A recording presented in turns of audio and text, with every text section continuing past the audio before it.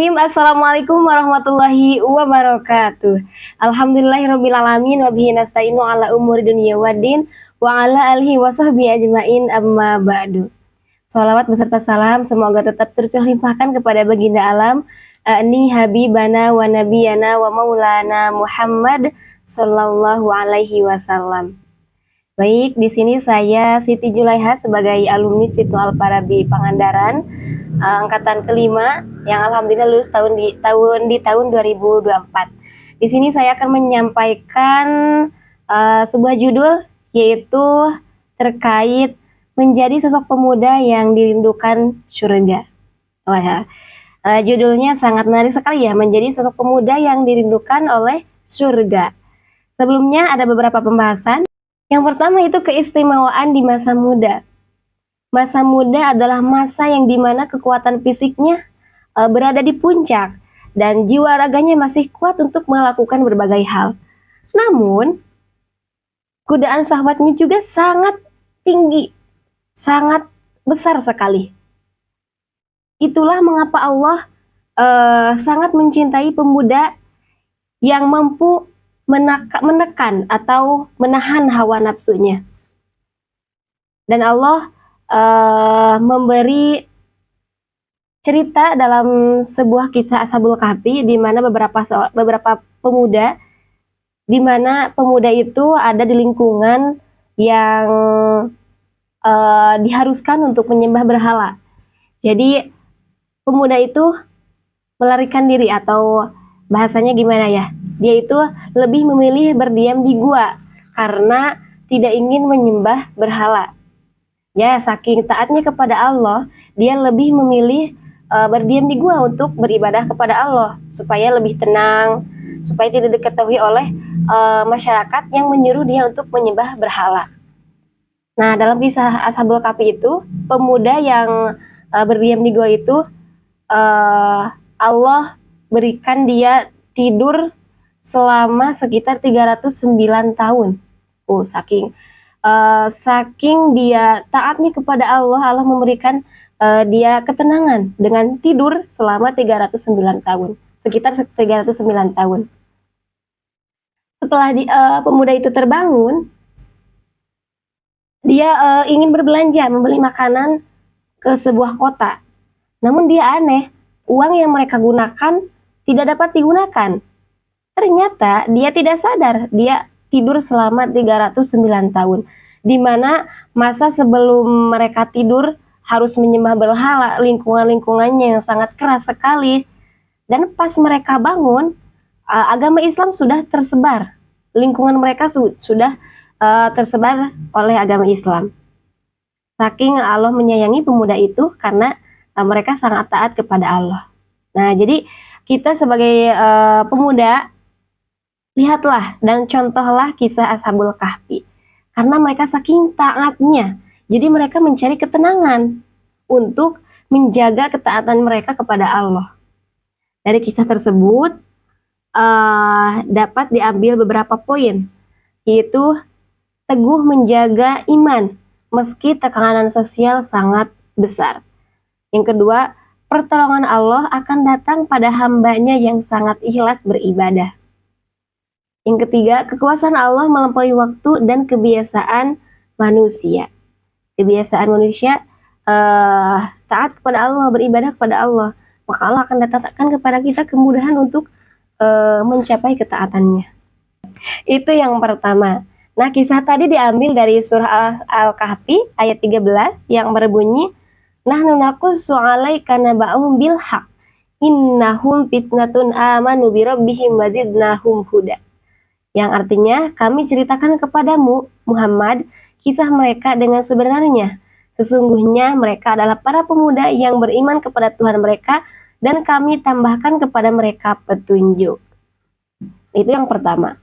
Yang kedua yaitu golongan yang mendapat naungan Allah. Dalam hadis riwayat Bukhari Muslim, yang artinya ada 7 golongan yang Allah naungi dengan naungannya pada hari kiamat, yaitu satu, pemimpin yang adil. Yang kedua, pemuda yang tumbuh dalam ibadah kepada Allah. Nah, itu salah satunya, itu yang kedua. pemuda yang tumbuh dan dalam ibadah kepada Allah. Allah sangat menyukai atau mencintai pemuda yang bisa menahan hawa nafsunya untuk bisa beribadah kepada Allah. Jadi, jadilah kalian salah satu pemuda yang sangat taat kepada Allah, supaya nanti di akhirat bisa dinaungi dan kita bisa menjadi salah satu penghuni surganya Allah. Itu diriwayatkan oleh Bukhari Muslim. Karena mengapa? Karena kebanyakan kalau zaman sekarang ini masjid-masjid penuh dengan orang tua, bukan anak-anak yang muda. Jadi mengapa ibadahnya orang yang lebih tua itu lebih, maksudnya ibadah yang pemuda itu lebih baik daripada yang lebih tua? Karena tekanan hawa nafsunya dan syahwatnya juga berbeda. Kalau orang tua ya udah berpengalaman, saat muda saya tidak menjalankan ketaatan kepada Allah, maka ketika tua saya akan menggantikannya. Hal yang berbeda ketika kita masih muda, tekanannya juga sangat tinggi sekali, apalagi zaman sekarang. Sangat besar sekali godaannya untuk menahan hawa nafsu kita. Apalagi zaman media sosial, sangat mudah sekali untuk melakukan hal-hal yang tidak diridhoi oleh Allah. Jadi, janganlah kalian menjadi pemuda yang tidak dicintai oleh Allah. Yang ketiga itu kriteria pemuda yang dirindukan surga. Ada beberapa yang harus dijaga oleh pemuda supaya kita menjadi sosok yang dirindukan oleh surga. Yang pertama itu menjaga kehormatan atau iffah. Kita harus mampu berkata tidak dalam pergaulan bebas, dalam melakukan hal kemaksiatan, dalam melakukan hal-hal yang tidak diridhoi oleh Allah. Apalagi zaman sekarang banyak sekali pemuda-pemuda yang FOMO atau ingin viral. Jadi mereka melakukan berbagai hal demi mereka viral. Bahkan sampai lupa waktu untuk sholat. Lupa bahwa itu adalah hal yang maksiat. Lupa bahwa itu adalah hal yang tidak harus dilakukan. Gitu ya. Apalagi banyak pemuda sekarang itu banyaknya gengsi. Dia tidak mau menjadi orang yang ditindas. Maksudnya gimana? Jadi mereka tidak mau kelihatan norak gitu ya. Maunya ya gengsi kalau kelihatan norak kayak gitu.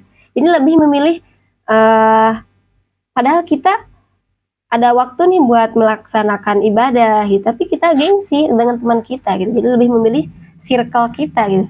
Itu sangat tidak dianjurkan. Jadi harus menjaga kehormatan. Wallahu alam. Banyak sekali sekarang kisah wanita yang hamil di luar nikah yang sangat mengerikan sekali. Karena ya saking mereka tidak menjaga kehormatan mereka. Gitu ya. Yang selanjutnya itu pemanfaatan waktu, di mana masa muda akan ditanya, aset yang akan ditanya ketika di akhirat nanti. Jadi di masa muda apa yang kita lakukan, amal apa yang kita lakukan, hal baik yang dan buruknya, apa yang kita lakukan. Jadi gunakanlah masa muda itu. Yang ketiga, kontribusi nyata.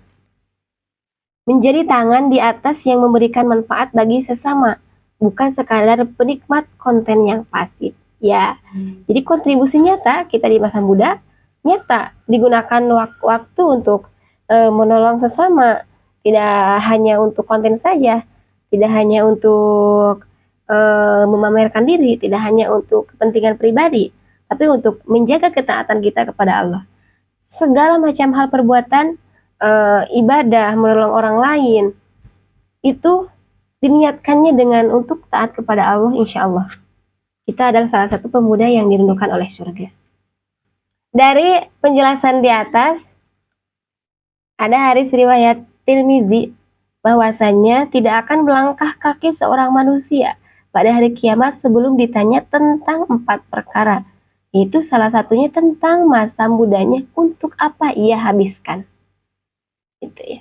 Jadi masa muda adalah masa keemasan kita untuk menjalankan ibadah, untuk menjalankan ketaatan, untuk bersedekah, untuk menolong sesama, untuk mengejar cita-cita kita, belajar. Segala macam hal itu dilakukan ketika masa muda. Yang terakhir, surga bukan untuk orang yang sempurna. Ya. Jadi surga dirindukan bukan untuk pemuda yang tidak melakukan salah, bukan. Tapi pemuda yang setiap kali terjatuh dalam dosa, ia segera terbangun, bertaubat dan memperbaiki diri. Jadi tapi bukan berarti kita terus melakukan salah gitu, terus tobat enggak. Kita berbenah diri. Kemarin kita berbuat salah, bertaubatlah dan muhasabah diri. Diingatkan diri kita kemarin melakukan apa, salah apa tidak. Kalau salah tinggalkan. Kalau itu termasuk ketaatan kepada Allah, lanjutkan. Itu ya. Jadi ingat, gunakanlah masa muda itu sebelum masa tua itu datang. Seperti dalam syair yang yang dikatakan. Era ini padik-dik. Kuat isin. Jadi ingat, gunakanlah masa muda itu sebelum masa tua datang. Hanya kalau lamun masa muda tidak dilaksanakan dengan baik, tidak dilakukan dengan baik, habiskan waktu masa muda itu dengan baik. Ingat, masa tua itu akan datang setelah masa muda.